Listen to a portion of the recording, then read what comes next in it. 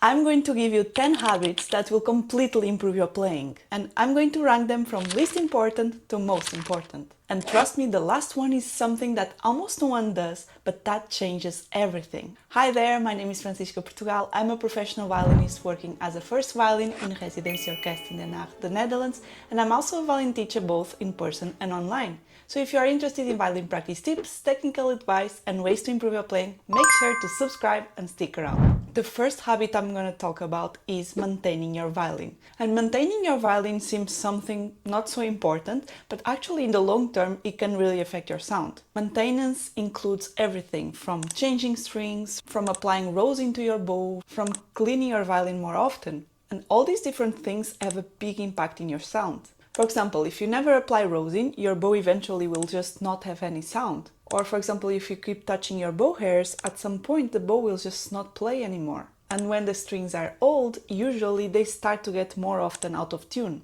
And the sound also is more ugly. Or for example, not cleaning so often the strings can make your fingers slide less easily, so it makes shifts just harder. So keeping your violin clean will make your playing much easier, and also it will sound better. So keep in mind to do it more often and be more caring about those things. The next habit I'm going to talk about is practicing loud. We often tend to just want to play softer as a natural reaction to hide mistakes. So we want to contradict that and actually play louder. And for that to happen, you have to consciously decide, I want to play louder. There's several things you can do. For example, you can play with much more bow. And playing loud actually can help you fix a lot of technical things. For example, when we are playing, imagine a scale. If I'm using very little bow in this scale, I'm basically not exploring other parts of my bow, for example the frog or the tip. So by wanting to play loud, I most probably will want to use more bow. So therefore I'm also going to use more technical things in my practice.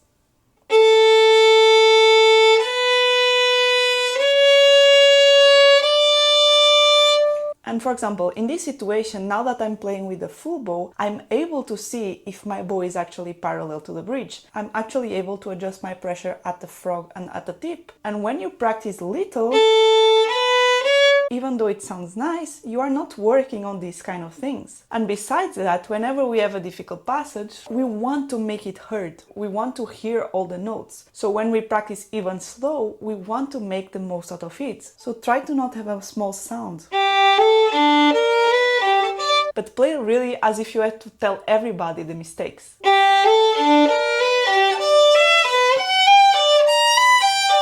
Because of course, by listening to the things, you can progress faster because you know what you need to correct. By hiding things, although it might sound better to hide those mistakes in your practice, in the long term, it's not the ideal way to practice. So keep in mind to not hide things, practice loud, use a lot of bow, and don't be afraid to do mistakes. The next habit I'm going to talk about is to listen the piece you're playing. And that's crucial because if you don't have an idea of how it sounds, when you start to practice, you are just going to focus a lot on technical things, which is not entirely bad because of course we also want to fix technical things in our practice. But when we practice, we also want to put a musical idea. And when we know how the piece sounds, we can play a bit more with harmonies. We can play a bit more with sound. And by thinking in that way, you can already train your technique with a musical idea, which in the long term will be much more beneficial to your playing. Because if you just separate all the time technique from music, at some point when you need to actually make music, your technique will not be entirely there. And the same for the technical things. If you just practice technique isolated from the music, at some point when you need something technical, it will just sound super robotic because you are not used to join both things. So it's important that even if you are putting a bit of focus on technique or in musicality, that you combine both all the times, even if in different levels. So listening to the piece really makes you more inspired. It gives you ideas also on fingerings, on bowings that you might want to do. It gives you an idea of how another person interprets that piece. And of course, it doesn't mean that you should copy that person, but I believe that no one is 100% original. We always take some inspiration from others. We always take inspiration from the world. So by listening to others, it can really improve your playing. And it will also make you know the piece better without necessarily practicing more often.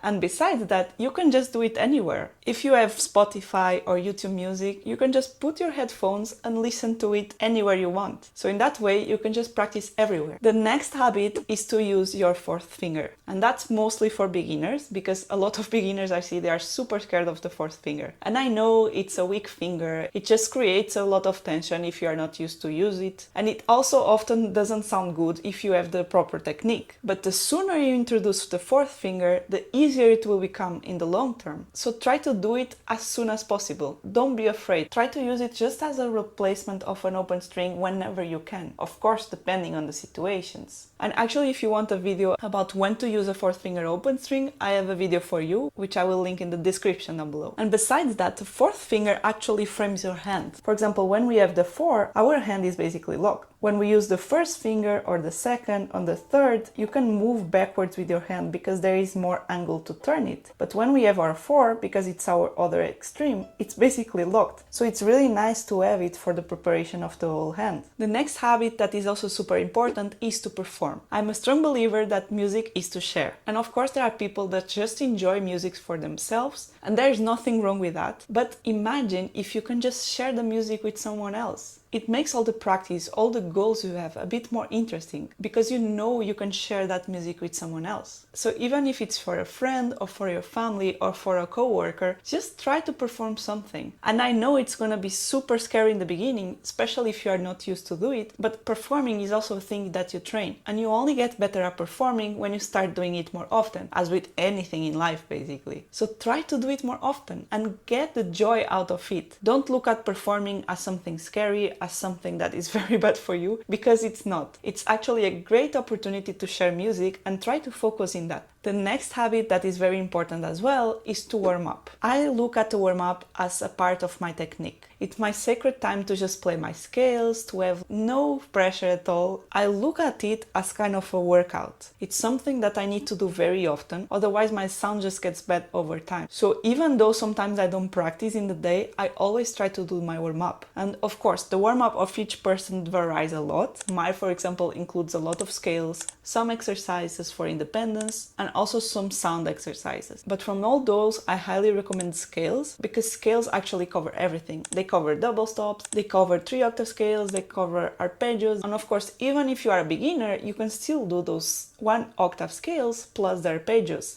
And you will see that a lot of songs that you'll be learning use those scales. So to know them in advance really makes your practice much more easy. So try as much as you can to warm up every day, even if you don't practice your piece in that day. The next habit is take weekly violin lessons. I think weekly violin lessons are very important because it's the moment for yourself to review how you're playing. It's the moment for yourself to learn new things. And although there is nothing wrong to do it twice a month, when you are a beginner, I highly recommend having lessons more often, because you are learning a new instrument. And the moment you start to take lessons more often, those bad habits that you probably will get on your practice time will be covered, will be solved quicker, and you will know exactly what to solve. And when you are on your own, it's a bit harder, especially as a beginner, to know what to solve. And remember, the more you repeat the same mistake, the more it will also stick to your playing. So just be careful with this. And having a very good organized teacher can really inspire you also to practice more. I myself like to ask my students for recordings, for example, and I always give them feedback. I like to see how their progress is going. I like to give them songs. I like to play with them. So this interaction with the violin teacher is really important. And the sooner you get them, the faster you will also progress. So if you are at the beginning stages, I highly recommend that you have at least one lesson per week. The next habit I want to talk about is playing pieces that are at your level. Try to not play something that is extremely easy, but also try to not play something that is extremely difficult. None of these are actually good, because when you play something very easy, it just doesn't give you any challenges. It doesn't make you progress. And when you play something very fast, it also makes you create bad habits. Probably your intonation will be out and your sound will be out, and there's not so much to gain from it. And I know it might sound cool to play a Paganini Caprice when you have 1 month of violin lessons, but is that even realistic? I don't think so. So try to be realistic. Try to tell yourself, okay, this is my current level, I want to be challenged, but I also don't want to play something that is super out of my control. So I always tell my students that they should pick something that is challenging but also possible. And combining these two elements when you pick a piece, it's really important because then you have the right piece for you. The next habit, and one of the most important, is to tune good your violin.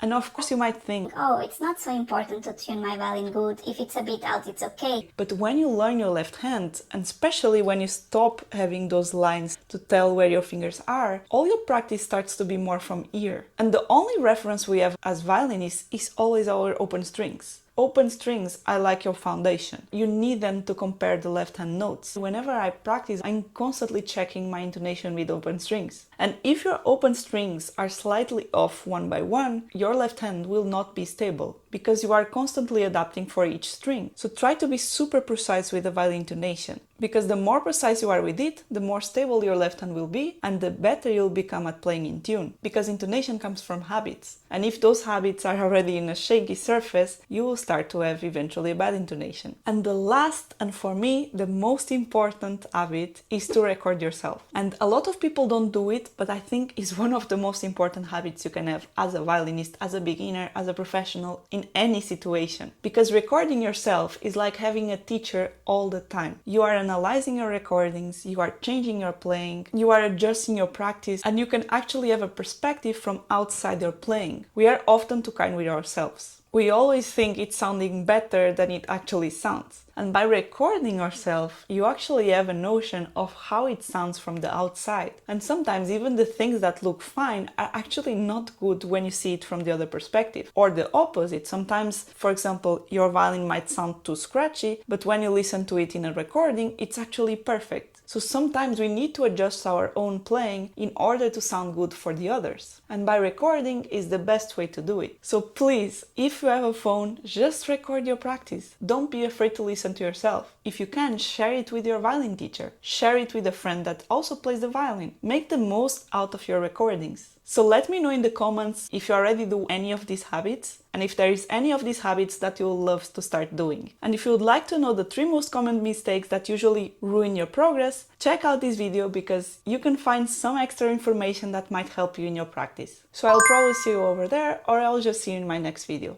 Ciao, ciao!